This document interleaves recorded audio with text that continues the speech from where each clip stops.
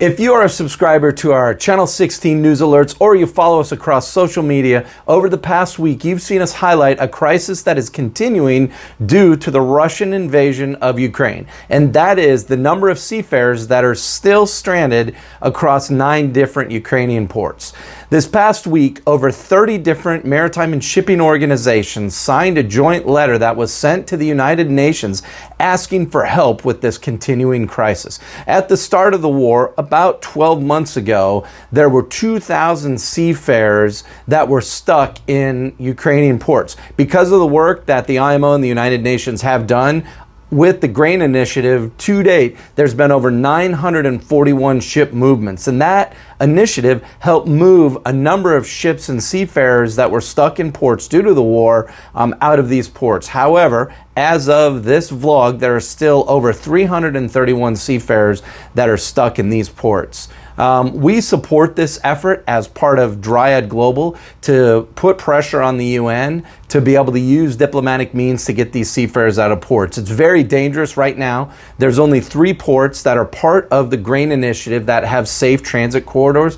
These seafarers are stuck across 9 ports. There's 18 sea accessible ports across the country of Ukraine. And right now these seafarers are stuck across 9 ports. It's not just as easy as being able to say, hey, let's get the ships operational and out. Many of these ports are in war-torn regions where it's very dangerous. In many areas, the transit lanes in and out of these ports are covered by sea mines, so it would take a fairly substantial effort to be able to clear these transit lanes to be able to get these seafarers out. This is a crisis, like I said, that's been continuing. If we look at stranded seafarers, go back to the COVID times, there was a point during COVID where it was estimated that over 400,000 seafarers had been stranded on cargo vessels at various parts in the world past their normal contract because of travel restrictions. As COVID is lifted, obviously that number has gone down substantially, and now seafarers in most ports in the world are able to have free movement to get on and off their vessels,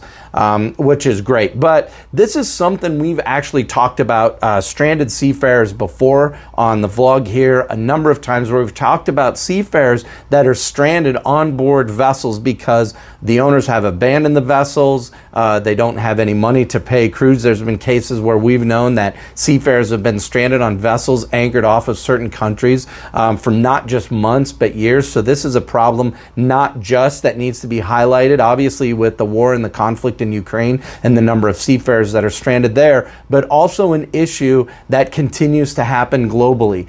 There have been a number of countries, and I'm not going to say it's because of our vlog, but okay, we'll take credit, that have changed how they deal with seafarers that get abandoned by vessels. And it's great to see that. One of the countries that we highlighted was the United Arab Emirates, and what they've done to undertake to have financial responsibility for the ship owners when it comes to taking care of the seafarers, which is an important step. Seafarers are the lifeblood. Over 90% of the goods that we use globally end up on a ship at some point. The seafarers and vessels are the lifeblood of our global economy, and we really need to look at how we can take care of our seafarers globally across multiple countries, multiple shipping lanes, and how we deal with these guys. And it's not just on shipping vessels we see issues with seafarers, also on fishing vessels, support vessels. So there's a pretty wide swath. When you look at human rights at sea, there's a number of organizations, including Human Rights at Sea,